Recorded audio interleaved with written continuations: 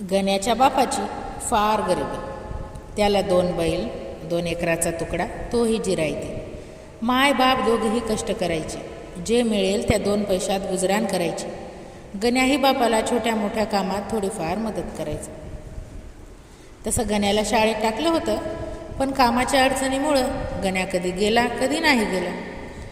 अशी तशीच गण्याची शाळा चालायची. गण्या पहाटे उठला की खुंट्याचे बैल सोडायचा व आपल्या शेतात नेऊन बांधाला चारायचा. 10 वाजता बैल बांधून गण्या घरी येई. कसाबसा जेवण करून 1 भाकर, लोणच्याची फोड पालवात बांधून घेई. दप्तर खांद्याला गुंतून गण्या शाळेत जाई. गण्या 2-4 दिवसाआड आंघोळ करायचा. गण्याची शाळा तशी 2 किलोमीटर अंतर बाहेरगावी होती. गण्याचे मित्रही तसेच होते. गेले तर गेले शाळेत, नाहीतर निघाले बोरं खायला. गण्याच्या शर्टाला कधीच बटन नसायचे. कधीही खालच्या बाजूने गाठ बांधलेली असायची.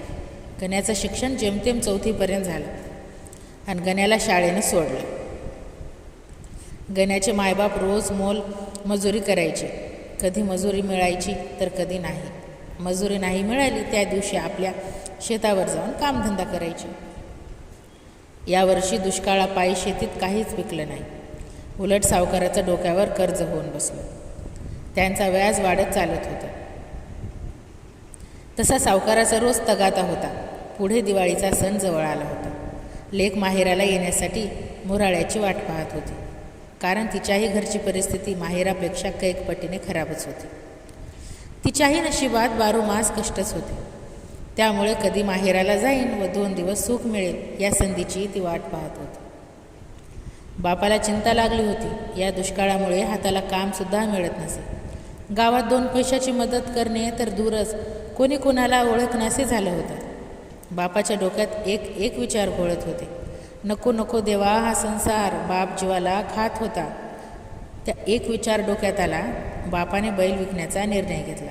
पण बापाचा जीव बैलातून निघत नव्हता, कारण लय जीव लावून लहानाचं मोठं केलं होतं. पण नाही, हा विचार करून भागणार नाही.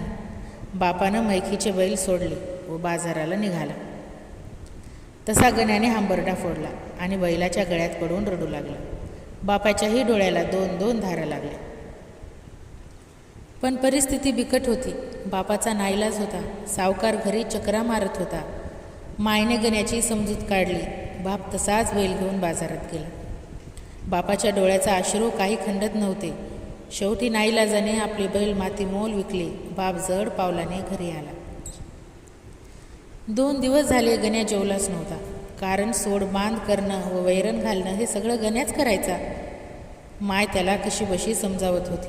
बापानं सावकाराचं देणं चुकतं केलं. काही उसनवारी दिली. वाण्याच्या किराणा दुकानाची 4 महिन्याची उधारी बाकी होती, तीही दिली. गण्याच्या बापाजवळ 1 पै उरला नाही. गण्याचा बाप जसा होता तसाच झाला. गण्याच्या बापानं हपकी खाल्ली. त्या दिवसापासून गण्याच्या बापाला झोप लागेना. रात्र रात्र गण्याचा बाप विचार करायचा. संसाराचा गाढा ओढता ओढता गण्याच्या बापाच्या संसाराचे 2 चाक निखळले होते. गण्याच्या बापानं अंथरून धरलं होतं. 4 गावचे डॉक्टर आणून काही फरक पडला नाही. शेवटी गण्याच्या बापाने जगाचा निरोप घेत निघून गेला. बाप अचानक गेल्यामुळे गण्यावर फार मोठा दुःखाचा डोंगर कोसळला होता. घरातला कर्ता पुरुष गेल्यामुळे गण्या पोरका झाला होता. साऱ्या घराचा भार त्याच्यावर पडला होता. मायचं भान हरपलं होतं. माय वेड्यागत करू लागली. गण्याला काय करावे काही सुचेना. त्याच्या डोक्यावर आभाळ फाटल्यागत झालं. गावचा माधू सावकारापुढे आला. धीर देत म्हणाला, काही काळजी करू नका, परमेश्वर तुम्हाला साथ देईल. गण्याच्या कामाचं मी बघून घेईन. कसेबसे दुःखातून सावरत हळूहळू कामाला लागले. गण्या माधू सावकाराकडे सालगडी म्हणून कामाला राहिला. माधू सावकार तसा चांगला माणूस होता. त्याने गण्याला शेतात आपल्या गोठ्यावर राहण्याचा सल्ला दिला. खाऊन पिऊन 300 रुपये साल देईन म्हणाला. गण्याने ते मान्य केले. नियमित कामाला येऊ लागला. गण्याची आई घरी एकटी राहू लागली. गण्याचा आपल्या आईत फार जीव होता, पण सगळी जबाबदारी अंगावर पडल्यामुळे नाईलाजास्तव आईला घरी एकटं सोडावं लागत होतं. गण्या आता बऱ्यापैकी शहाणा झाला होता. त्याला काही गोष्टी कळू लागल्या. माधू सावकार तसा चांगला माणूस होता. अधूनमधून तो गण्याच्या आईची चौकशी पण करायचा. गण्या फार इमानदार मुलगा होता. तो आपले काम रोज नित्यनियमाने करत असे. कसा बसा 2 वर्षाचा काळ लोटला. गण्याची आई आता धरणीला टेकली होती. गण्याचं लग्न करून 4 हात आपल्या डोळ्यासमोर करावं अशी तिची इच्छा होती. पण गण्याला पोरगी देईल कोण? घरची परिस्थिती पाहून पाहुणे दचकत होते. त्यात गण्याचं शिक्षण फारच कमी होतं. त्यामुळे आईला जास्त काळजी वाटत होती. एक दिवस आईने माधू सावकाराकडे विषय काढला. सावकार म्हणाले, आपल्या गावच्या बाजूला गोदी नावाचं गाव आहे. तिथे एक मुलगी आहे. तिच्याबद्दल मी चौकशी करून बघतो. पण पोरीचा बाप फार गरीब माणूस आहे. त्याच्याकडे लग्न करायला पैसे नाहीत. तसा मी बोलून पाहतो. एवढं बोलून सावकार निघून गेला.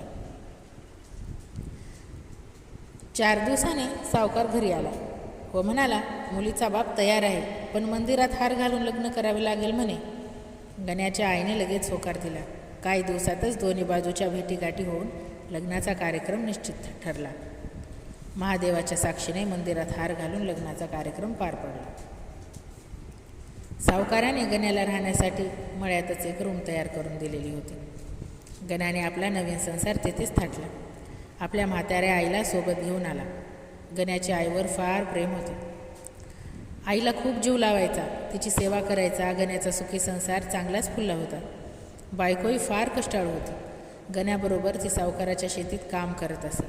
मालक त्यांना बऱ्यापैकी पगारही देत असे. पुढे आखाड तोंड जवळ आलं होतं. शेतीची सर्व काम आटपून गण्या पेरणीच्या तयारीला लागला होता. मिरग छाया पडली होती. दोघे नवरा बायको शेतात काम करीत होते. आभाळ गच्च भरून आलं होतं. पाऊस येण्याचा अंदाज होता. घर दूर असल्यामुळे गण्याने आपल्या बायकोला घराकडे जाण्याचा सल्ला दिला. कारण आई वाट बघत असेल. मी थोडं काम उरकून येतो. गण्याची बायको डोक्यावर टोपलं घेऊन घराच्या दिशेने निघाली. गण्या आपल्या कामात मग्न होता. तसा ढगांचा गडगडाच आवाज सुरू झाला. सोबत वारा आणि पाऊस संगच होता. विजा फारच चमकू लागल्या. गण्या लिंबाचा झाडाआड थांबला होता. खूपच अंधारून आले होते. त्यातच एक जोरात वीज कडाडली व त्याच लिंबाच्या झाडावर पडली. आणि होत्याच नव्हतं झालं.